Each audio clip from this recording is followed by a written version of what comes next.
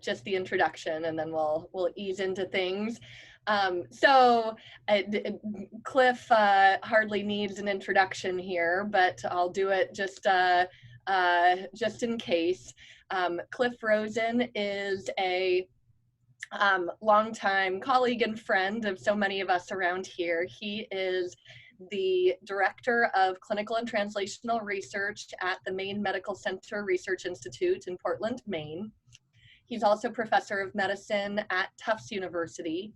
And then his roles also affect all of us and the scientific community even more broadly, as he's currently an associate editor at the New England Journal of Medicine.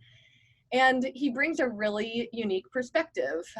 His background is that of a clinical endocrinologist and also a basic bone biologist.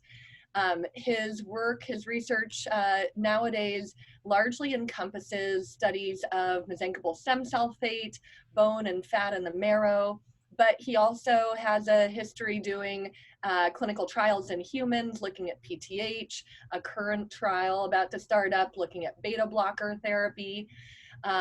Meanwhile, he's on the NIA Council and previously served on the NIAMS Council, past president of the ASBMR, and so he really works with a whole spectrum of people in medical research, and brings a perspective that's really unique. So few people do all of the things that Cliff has done. We are delighted to have him here today, telling a really interesting story, one that will be translational, just like he is.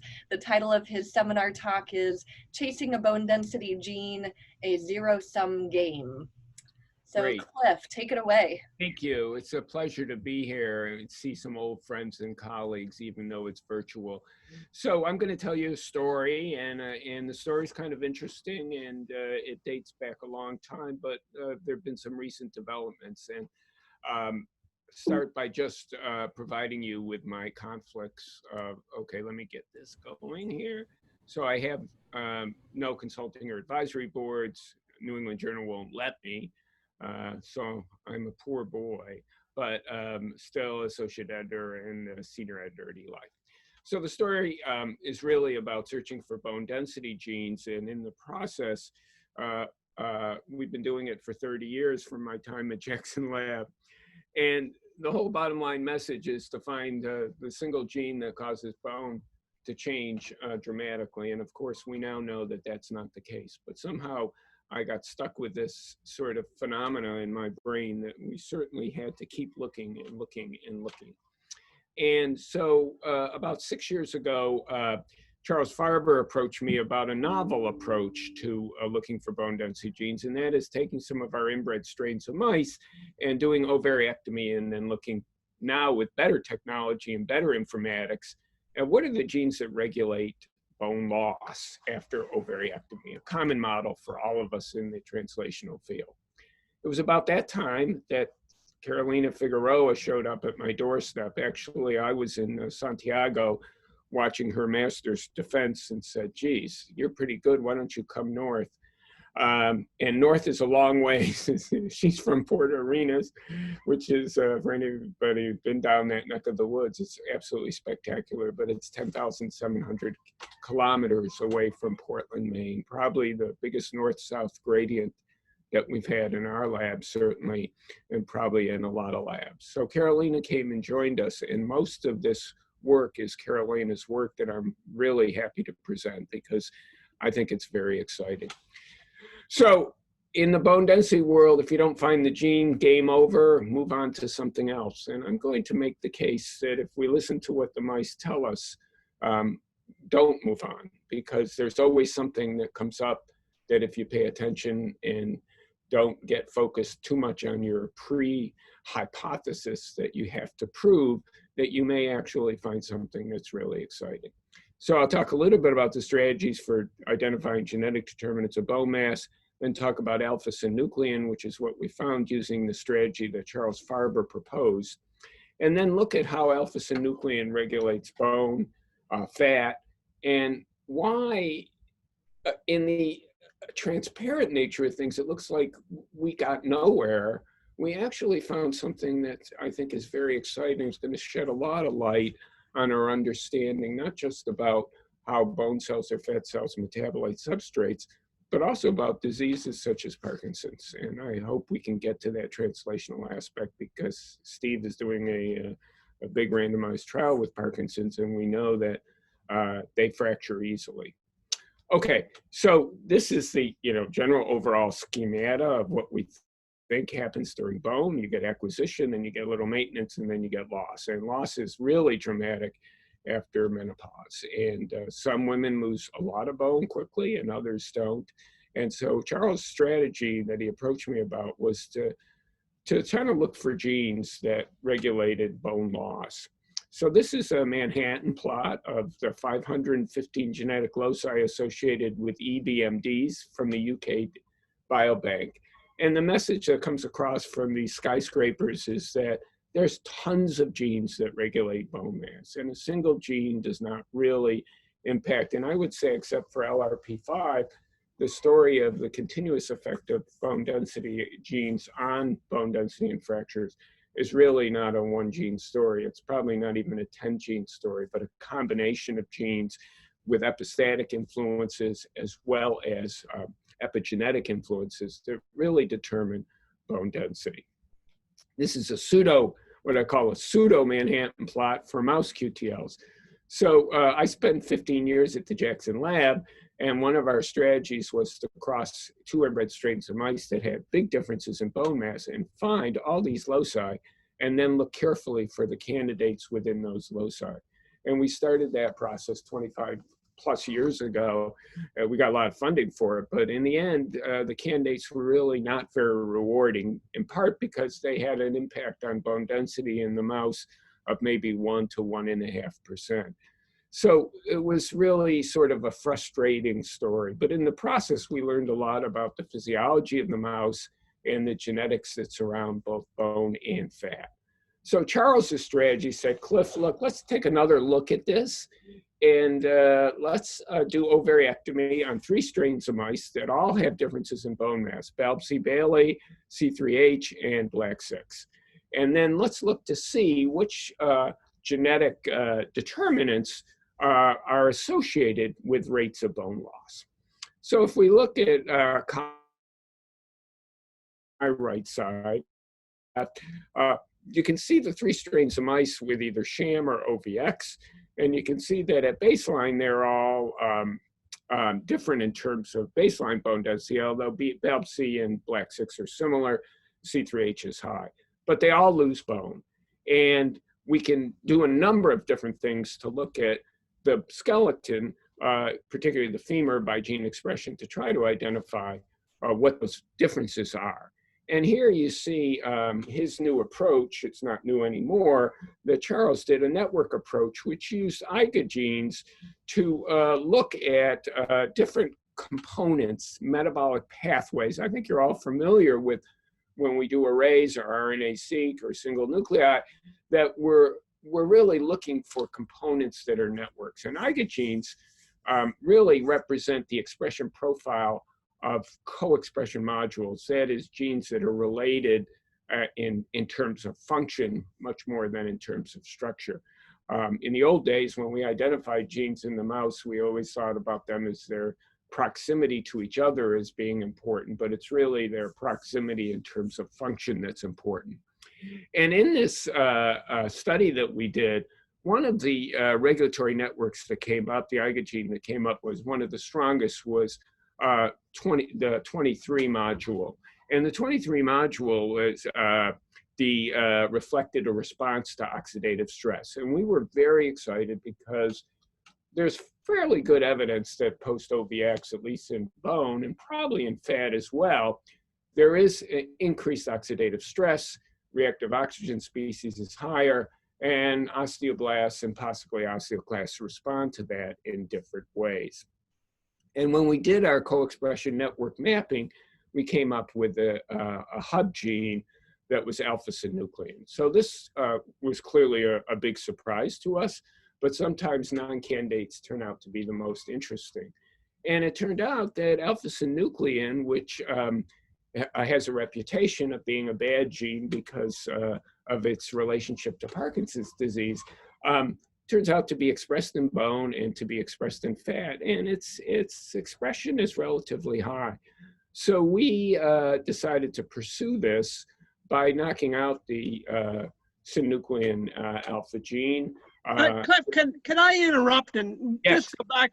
I'm just wondering, I see a whole lot of ovals there, and Yeah. it's not as if alpha-synuclein sticks out from this cluster. Right. So how'd you pick it out? So I think we picked it out because of the reactive oxygen species. The fact that the response to stress in our global profiling was a stress response gene. And so that's why we decided to focus on that. It also, provided, I didn't show it, but a very high LOD score. So it was one of the most predominant when we looked individually, not in terms of an expression network. So that's how we selected alpha-synuclein.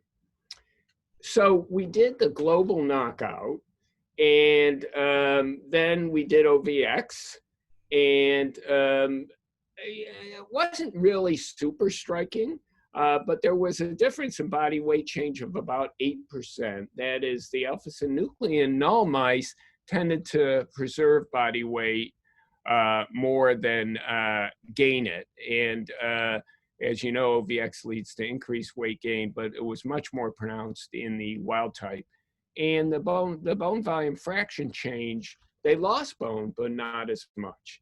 So we thought this is a really mild phenotype, but we were very interested in alpha-synuclein. So the gene is SNCA1. It's an acidic protein of 140 amino acids. It's highly expressed in the brain with smaller amounts elsewhere, and we'll come back to that. And it's located primarily in the cytoplasm and in presynaptic terminals of neurons. And this, we'll come back to the cytoplasmic location at the end of the story because it's important. So why is it a bad gene? So it turns out that alpha-synuclein is kind of like a prion in that it forms complexes. The protein actually complexes to form polymers, which can then develop into what we call Lewy bodies. And Lewy bodies are conglomerations of protein that are stuck in dopaminergic neurons and are almost certainly the cause, at least the hereditary cause of Parkinson's, the most common hereditary cause due to alpha-synuclein complexes. But what's interesting about alpha-synuclein is it's not only expressed in the central nervous system neurons, but also in the gastrointestinal neurons. And constipation is a very common finding in early Parkinson's disease. And if one looks at the neural networks, there are these tremendous complexes in the neurons that are consistent with Lewy bodies. There's also some evidence that alpha-synuclein can circulate. And there are some people who think that it acts like a prion to spread through the central nervous system over the course of disease. It's not specific. I mean, mutations cause Parkinson's, but we see Lewy bodies in Alzheimer's disease and Lewy body dementia, which is a form of Parkinson's, but not the same thing. So this is the protein. And there are a number of mutations that occur in the alpha-synuclein gene, but the most common is this alanine 53 mutation, which leads to increase in its ability to complex into multimers, which can then form Lewy bodies. And that is the most common mechanism for hereditary Parkinson's disease. Now, acquired Parkinson's also has Lewy bodies and also has alpha-synucleins, but did not have the mutations in the alpha-synuclein gene. So Parkinson's disease is a motor and non-motor disease. I think we're all familiar with its impairment in dopaminergic cells, particularly in the substantia nigra and pars compacta, where Lewy body inclusions are present. And this leads to impaired transmission of dopamine and, of course, loss of dopaminergic cells, which can be replaced by giving L-DOPA as one therapeutic modality. The motor alterations are also important, and they include the resting tremor, that's so characteristics, the freeze of gait, and instability. But there are some other things that have recently been looked at in terms of this disease as being more than a central nervous system disease. So there's cognitive and behavioral changes, constipation I mentioned, sarcopenia, and osteoporosis. And the osteoporosis is interesting. So they fall because they lean over and and their balance is poor, and they fall and they fracture. But these individuals also have low bone density, and they appear to have less subcutaneous fat, and their fat mass is reduced. The hallmark of Parkinson's disease in the brain histologically is suggestive of oxidative stress, and certainly that would be the case that alpha-synucleins, multimeric complexes are preventing the cell from undergoing degradation of protein, proteostasis, and also lysosomal degradation. The other interesting thing about Parkinson's, despite the fact that they're not heavy, is that more than 50% of them have insulin resistance, which is actually quite fascinating. And the mechanism of that is unknown. But diabetes type 2 diabetes is a very strong risk factor for subsequent Parkinson's disease. And a randomized trial in Lancet in 2017, they tested Zenatide once weekly versus placebo and showed a significant improvement in motor function. And there have been a lot of animal studies suggesting that the GLP-1 agonists have an impact on the central nervous system manifestations of the disease in mice. And there's at least a couple more randomized trials going on using GLP-1 agonists in Parkinson's disease. The improvement was primarily in motor function and not in the dementia, which occurs in about 50% of patients. So with that information in mind, we initially hypothesized that alpha-synuclein could indeed have a cell autonomous effect on bone cells, although we could not exclude the cell non-autonomous effects of the changes in dopaminergic signaling to the osteoblast or to the remodeling unit as a potential mediator.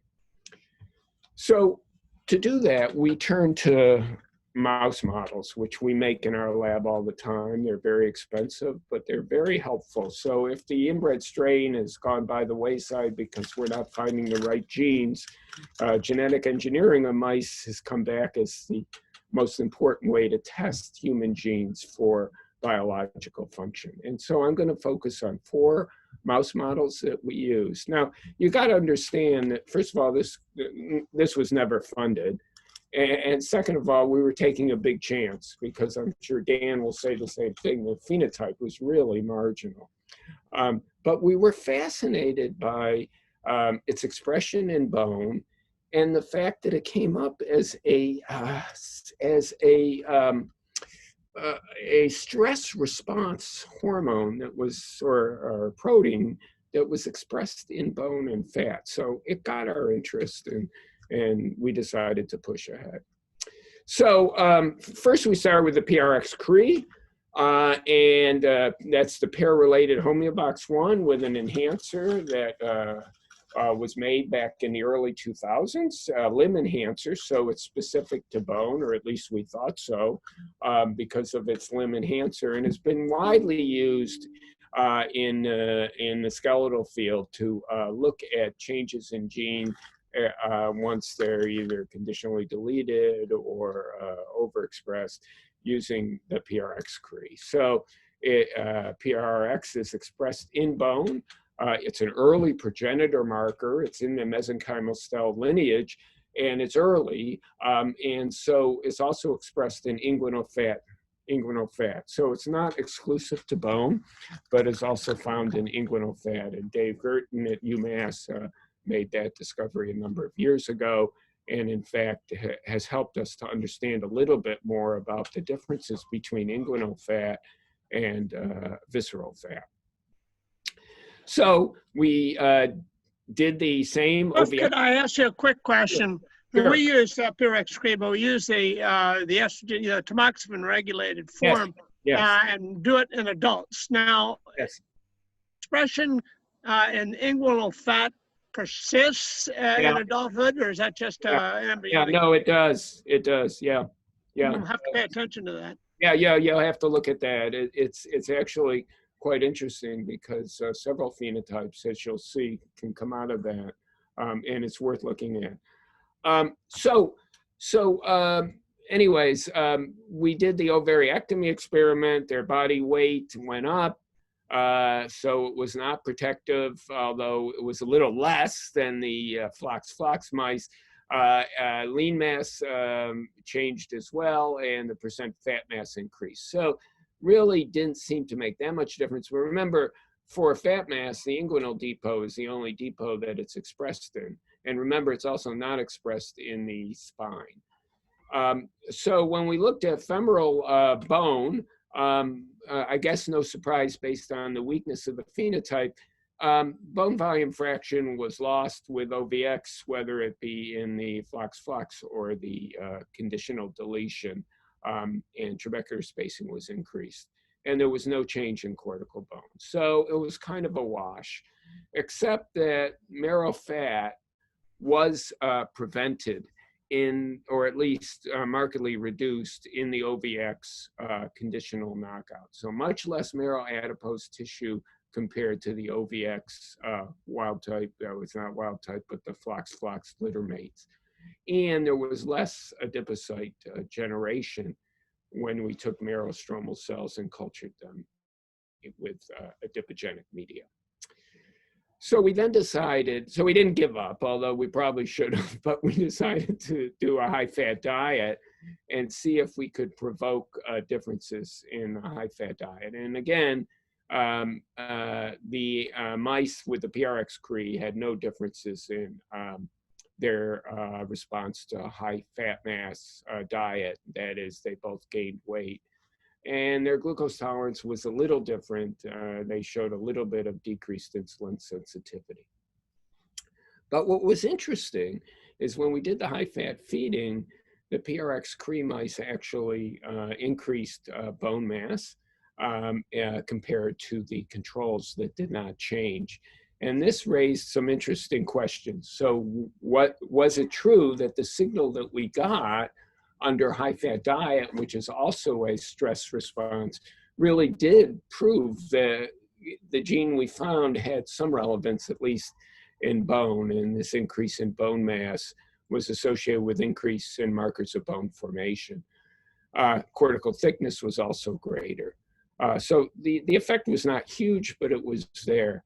So Noha and I were talking before I presented, and today, and we were talking about what do you do with mice that where you see some phenotype and it might be metabolic. So we put them in the metabolic chambers that we have at our institution. And what we found was that although their running distance was less in the, trending towards less in the flox-CRE mouse, spontaneous activity was increased. And resting energy expenditure was increased significantly in these mice. So here we go. We have a very modest skeletal phenotype, which is positive, and we have increased energy expenditure in a mice that's not really any leaner. So it raised some interesting questions. And the first question was, could this be a central effect? And so we did some studies of behavior in these mice, and that's a long story, but it's just published in Bone and you can look at it. But several of the behavioral tests showed abnormalities. And importantly, the catecholamine levels were low in response to a high-fat diet in the conditional mice. So that raised some additional questions for us. And the question that came up is, why is there increased energy expenditure and what's going on? So it turns out that with a high-fat diet, the fat mass increase wasn't as great, and the increase in the inguinal fat depot was not as significant. But more importantly, histologically, what we found is with ovariectomy and with a high-fat diet in the PRX-Cre, this is the inguinal depot, that there's this tremendous difference in size. So the fat cells were much smaller with both stresses. OVX increases body weight significantly and fat mass significantly. And here you can see the inguinal depot with these small cells, which the brown represents UCP1 staining. So these animals had high levels of UCP1 by protein in the inguinal fat depot, suggesting either a central or a central CNS or a central plus cell autonomous effect on fat cells. So we took the fat cell stromal vascular fraction and cultured them, and they made less fat cells. Their oil red O staining was less, and their adipogenic markers were a little less, but more importantly, they had markedly increased oxidative phosphorylation, suggesting that these cells in the Cre flox mice were very metabolic. They were undergoing significant oxidative phosphorylation. So, which is actually quite interesting when we think about SNCA1 as a response to stress. You take it away and you have more metabolic activity. So let's file that in the back of our minds, because we'll come back to that in a minute. So the problem was that we were concerned about some of the neuro effects, the increase in activity, the beiging that we saw. So Carolina brilliantly said, let's go look at the brain. And I said, oh, the brain is too complicated. What do we care about the brain for? PRX is not expressed in the brain. Well, as it turns out, PRX is expressed in the brain, and that's the bone paper that I hope gets a lot of attention at study section, because anybody who's conditionally deleting with the PRX has to pay attention to the brain. And you can see here that because SNCA is so highly expressed in the brain, it was very clear to us that the PRX was deleting SNCA in the brain. And of course, we also did a lot of Rosen staining, and PRX is expressed in brain, and particularly in the hypothalamus. So one of the bottom line messages was that, wow, we have a new sort of understanding of what a conditional promoter that such as PRX is doing. It's central as well as peripherally in fat tissue as well as in bone, and that our models have to think about that when we draw conclusions. So the first part of my talk, the PRX-Cre really didn't have a huge skeletal phenotype. It did have a positive response to high-fat diet, suggesting that the stress response of SNCA might, in fact, indeed have some role in this process. The PRX-Cre is not limited to the limbs, contrary to popular belief, and that paper is now published, and we've already had we had one study section member last fall write to a PI and say, I saw an abstract that said the PRX was expressed in the brain. That was our abstract last year at ASBMR.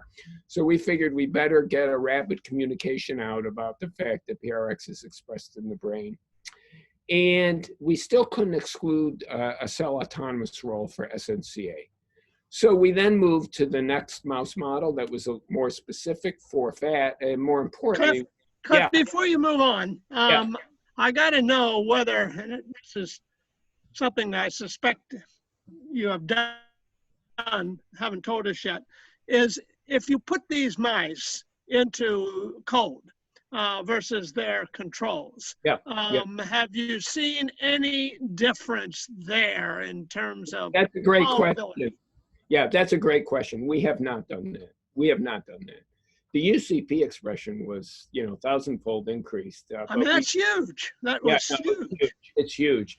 But, it's a good question, and we usually do it. We just didn't do it. We actually were more interested in trying to understand, trying to sort cell autonomous versus cell non-autonomous actions. So that's where we were moving. But that is a good experiment, absolutely. And probably one for our paper, which we're putting together on fat tissue. So we moved to the adipocrete, and adiponectin is expressed in white adipose tissue, brown adipose tissue, marrow adipose tissue. And more recently, a number of investigators have considered adiponectin as also being expressed in early skeletal progenitors. And so although it's relatively specific and we use Evan Rosen's adipocrete, we have to be a little bit cautious about skeletal phenotypes. So we gave the adipocrete flox mice high-fat diet, and you can see here the rather dramatic difference in the high-fat diet. So unlike what we saw with the PRX-crete, what we saw with the adipocrete was protection against high-fat diet-induced obesity. And you can see the change in fat mass. There is some, but it's not dramatic. And just, I don't have it, but just to reinforce that there's still that UCP1 positivity and the Beijing type phenotype in the inguinal depot. But what was also interesting is the increase in trabecular bone density and bone volume fraction in response to removing the SNCA from the fat tissue. And whether that is a primary effect on the skeleton or a secondary effect from fat tissue, we don't know. But both cortical bone and trabecular bone was improved, particularly on a high-fat diet. And then more importantly, our glucose tolerance and insulin tolerance studies were very interesting because here there was a clear-cut difference. And if we just focus on the GTT to begin with, the dotted lines represent the adipocrete flox mice. And you can see that they, both with a high-fat diet and regularly, have less of an excursion with the GTT. And with the ITT, they're more sensitive. So here, the adipocrete, very consistent with what we saw in the inguinal depot and with improvement in glucose tolerance. Okay, they also again had higher energy expenditure, both at night and during the day. And when we looked at their stromal vascular fraction, again, their oil red O numbers and staining is less, and they have increases in hormone-sensitive lipase, MCD, which are markers of lipolytic activity. So it's clear that when you take away alpha-synuclein, you have this increase in metabolic responsiveness. So with that information in mind, we turned back to a new mouse model that we grew in the lab from Jackson Lab, and that is the A53T mutation. So the human mutation in the mouse model develops Parkinson's disease relatively, 30 to 45 weeks of age, with tremors and some postural instability and cognitive dysfunction. And so we thought that it would be appropriate to look at the difference between deletion of the SNCA gene and the expression of the mutation. And here you can see that in the mutation, there's actually an increase in the amount of oil red O and crystal violet staining, suggesting that indeed this is the opposite of what we said in the deletion. So what did we learn from the adipocrete? We learned that they were partially protected against high-fat diet. They leaner, smaller IWAT pads, more Beijing, improved glucose tolerance and insulin sensitivity. Adipocrete had higher fat bone mass and higher energy expenditure. And so based on that, we suspected that alpha-synuclein does have a cell autonomous effect on adipocytes, and whether this affects the bone or adiponectin early on changes the pattern of bone, we're still looking into. Hey, Cliff? Yes. Hi, Yes. Bob Nissenson. Hi, Bob. Hey, how you doing? Good. Interesting stuff. So I just, we published a few years ago Yes. sirtuin-3, which responds to oxidative stress in progenitor cells, promotes adipogenesis at the expense of osteogenesis. And I'm wondering whether or not there might be some interaction between alpha-synuclein. Yes. Yes. So very, very possible. Yes, especially, yes, sirtuin. Certainly, epigenetically, I think that's very possible, Bob. Yeah. So, you know, I think where we're struggling a bit is trying to understand is whether this is all lineage shift or is really more about the role of energy metabolism in modifying skeletal action. Right. Well, sirtuin-3, of course, is expressed Yes. in the mitochondria. So that Yeah, was right. And no question about it. So, you know, when we were doing this, we were shocked to see that what people said about alpha-synuclein is, you know, reactive oxygen species are very high in Parkinson's disease. It's expressed in the cytoplasm, but nobody really talked about its role in mitochondria. And based on what we had seen, we decided to take a better look at what was going on. So I think, you know, no question, sirtuin-3, very possible that they're associated. So the other thing about alpha-synuclein is it forms complexes with other proteins, no big surprise. And this really got us interested in understanding what other, you know, could there be transcriptional or cofactors that are binding to alpha-synuclein? And I'll show you a little bit of data on that.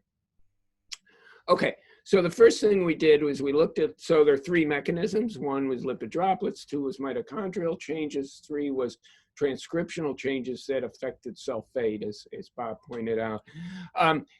So we looked at the number and the size of lipid droplets using PLIN1 in the confocal, and it was clear that the adipocrete FLOX cells had less lipid droplets and higher hormone sensitive lipase, but that was very consistent with what we had seen previously. When we looked at lipid droplet size in the transgenic, the forced expression of the human mutation, there really wasn't much difference, although phosphorylated hormone-sensitive lipase was reduced. So again, we're seeing sort of an opposite picture. So then we decided to look at mitochondrial fragments. So we used the mitotracker, which many of you may be familiar with, but you get a signal when the cell uses mitochondrial oxidation, and you can measure that using two dyes, one for lysosome and one for red for everything else. And what we found was the adipocrete had smaller mitochondrial fragments. And that suggested to us that there might be less mitophagy going on. On the other hand, the transgenic had the very different story, where there was this tremendous increase in the number and size of these mitochondrial fragments. So for those of you who are not familiar, mitophagy is recycling of mitochondria, and it occurs through both fission and fusion. So initially, mitochondria are fused together, and then once they undergo oxidative phosphorylation, do their thing, they then can go to the autophagosome to be degraded and broken up and released. Relate to a damaged or a fissioned mitochondria that leads to smaller fragments, which then either get degraded or the intact mitochondria get recycled. And it turns out that in this particular case, the number of fragments and the size of them was significantly increased.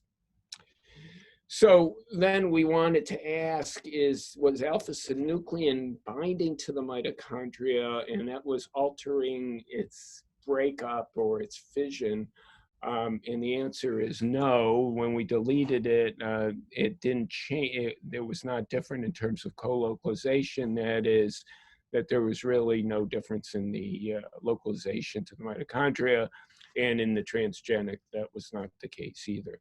So something about mitophagy, and it appeared to us that there was increase in the breakdown due to enhanced mitochondrial function. So this would be consistent with all our other data, which is that oxidative phosphorylation was more active and that mitochondria were turning over more rapidly. So finally, Carolina came to me and said, you know, Cliff, I think we're barking up the wrong tree. I think we have to think about insulin.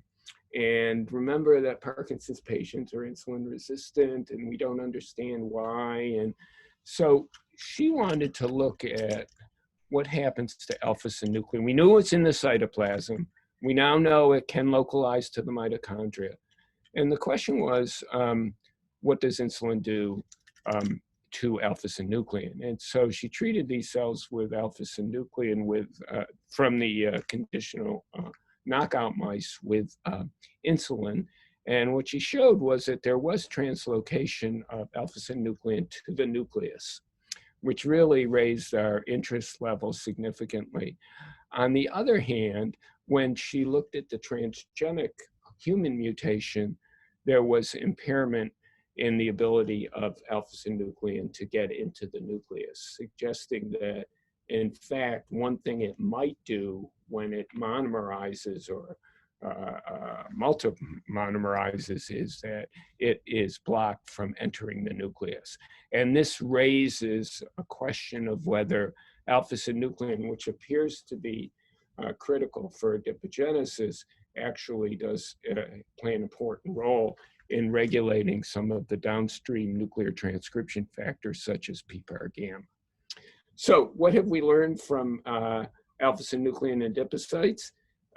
There's a decrease in adipogenic potential when you delete it, but these alpha-synuclein may bind to lipid droplets, although we didn't see a difference in size. We did see a marked difference in mitochondrial fragment size, suggesting that mitophagy was enhanced, and this could be due to Lewy body induction of reactive oxygen species within the cells themselves in the transgenic, which we suspect is the case, that ROS is driving enhanced mitophagy, and that excess alpha-synuclein is driving that original process. And in respect to insulin's mediation of alpha-synuclein, the transgenic showing impaired transport of alpha-synuclein into the nucleus implies that it may bind to nuclear transcription factors such as PPAR, which is our prime candidate, and we're currently working on that, but that with this conglomeration of Lewy bodies, that may impair that process. And that may be the mechanism of insulin resistance. So if we let me just ask, can I ask just a quick question? Because I really puzzled here a little bit with your results. So when you do the transgenic with a synuclein, it didn't seem, looking at even at your vehicle stuff, that there was an increase in synuclein in the transgenic, and I was puzzled by that and why insulin in the knockout was increasing the synuclein in the nucleus. I got very puzzled by that result. Yeah, so we don't delete all of the alpha-synuclein in these cells, so there is still some transport in answer to your second part of your question. In answer to your first part, I think you were asking about the transgenic, the complex, right? Right. That it was not moving in, yeah. Well, no, I was saying I couldn't see it. I mean, the transgenic, I didn't see a whole lot of green outside the nucleus. Yeah, right. That's right. That's right. That's exactly right. In the transgenic, it doesn't move into the nucleus. That's No. My question is, I didn't see it in the cytoplasm. Okay. Well, maybe I didn't have the right pictures, but it's yeah. Yeah, go back to the picture where you have the. Yeah, I think it's one more. This is in the nucleus. Okay, yeah, this is it. So I was expecting to see a lot more in the in green in the transgenic. Or is this set up so I can only see nuclear localization? Is that the way this is working? Yeah. In other words, I wouldn't see it in the cytoplasm. It doesn't show up for whatever reason. Yeah. Well, I think we just got a focus picture, but there's a lot of complexes in the cytoplasm. All right. So somehow with your confocal, you just got the nuclei here? Right, yeah. So we were, so there are a number of ways in which insulin could mediate the effect of alpha-synuclein. It could happen through some of this second signaling pathways beyond the insulin receptor, or it could work through binding to different transcription factors. This is very preliminary data on insulin signaling, but what we think we found, at least in a couple of different runs, is that IRS1 in the transgenic is markedly reduced. And we wonder if, in fact, there might be some binding to alpha-synuclein binding to IRS1. On the other hand, in the global deletion using the SOX2 CRE, in which there's greater metabolic efficiency and there's more glucose utilization, there is an increase in the insulin receptor phosphorylation, suggesting there might be some impact of alpha-synuclein on the insulin receptor, and in terms of phospho-Schick as well. So we're still in the early process of understanding this, but alpha-synuclein can bind to the insulin receptor. That's a possibility, and maybe that blocks it. Alpha-synuclein could impact second signals in the cytoplasm, such as AKT. It could also work to block glucose transport, insulin-mediated glucose transport, or if it gets into the nucleus, it could regulate PPAR gamma expression, as there's some evidence that it can bind RXR, and that could lead to adipogenic potential in the deletion, changing or altering glucose metabolism. And of course, it could form complexes in fat cells that prevent it from entering the nucleus at all. So, so we think that alpha-synuclein plays an important role in energy metabolism. It responds to insulin stimuli. It may be important in the insulin response, either through transcriptional regulation if it gets in the nucleus, or through binding to some of the insulin receptor sub factors that are important for signaling. And so in some, the clinical implications of this may be important. So PD patients have a high incidence of insulin resistance, and type 2 diabetes is a major risk factor for Parkinson's disease and Lewy body dementia. And as I mentioned, Zenatide is currently in clinical trials and appears to have a neuroprotective effect, although people do not understand its mechanism of action very well. But I think our understanding of alpha-synuclein may be important also in terms of defining some of the off-neuro factors off-target neuro factors that are important in Parkinson's disease, primarily fractures and insulin resistance. So that comes back to my original question: is finding bone density genes a zero-sum game? One gene does not define a complex trait such as bone density or fracture. So, the use of inbred strains probably is not useful for finding how genes regulate bone mass. and our experience over 20 years has sort of proven that. Genetically engineered mice still provide the best models for testing candidate genes that regulate bone and fat, but it's also important to appreciate that Cree models have their own limitations, and they must be recognized, and the phenotypes that occur in response to these Cree models have to be fully characterized.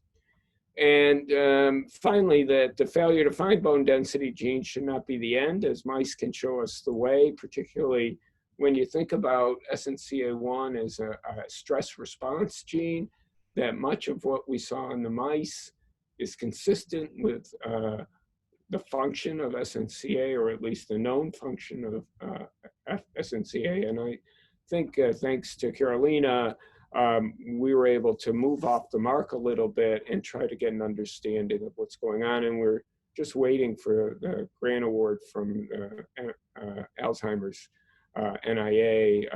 We put in a proposal to study this further. So we're very excited to push on and see if we can understand a little bit more about the skeletal phenotypes as well as the fat mass phenotype. And this is some of my support and some of the people that have worked with me. So happy to answer more questions and talk more about SNCA. Fabulous. Thank you, Cliff. Thanks very much. What questions do people have? Why don't we, for right now, why don't you unmute yourself and speak up if you have a question, and then if it looks like there's too much interest, we can start using the chat to get in line. Yeah. Dolores, you have a question. Just really quick, Cliff, it was fascinating, and it's just wonderful to hear how when you have the guts to pursue a story, amazing things can come from it. I wanted to ask you about the bone marrow fat in the ovariectomy model. Yeah, yeah. Because I know you know so much and think so much about it. So those animals with the pricks Cree, if I'm looking at my notes correctly, underwent the OVX and didn't have as much fat or had different kind of fat. Then tell us about it a little bit. Yeah, well, we don't know much about it. What we know is that the marrow fat was markedly less. I mean, OVX is such a powerful stimulation. Yeah. So that really is what was the lead into the fat phenotype. We were just paying attention to bone at first, and to see that marrow fat, lack of induction of marrow fat was remarkable. So we grew the cells in culture, the stromal cells in culture, and they clearly have less adipogenic potential. So that led us to try to move to the Adipo-Cree model. So we don't know much more about it metabolically. What we can tell you is when we take the stromal vascular fraction out, those cells are metabolically very active. They're undergoing oxidative phosphorylation. They have higher OXPHOS levels by seahorse, and they're also expressing more hormone-sensitive lipase. So they may have a lipolytic function, and that's about as far as we know currently. Okay, thanks. Yeah.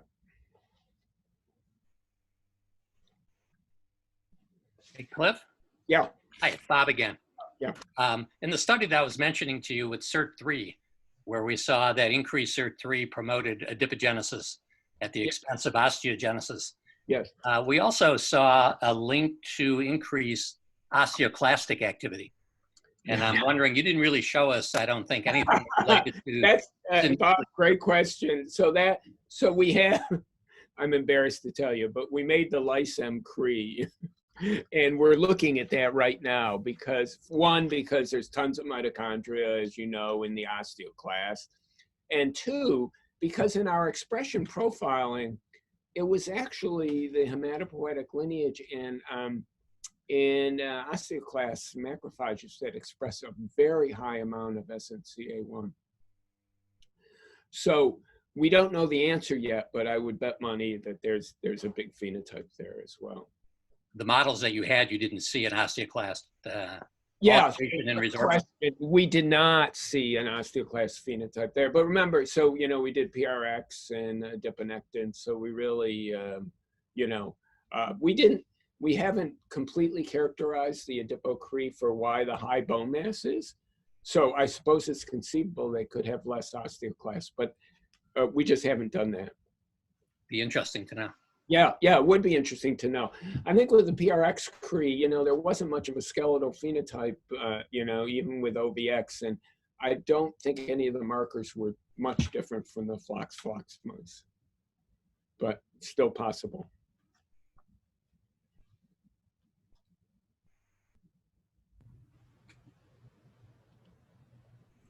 Who else has a comment who that we haven't gotten to hear from?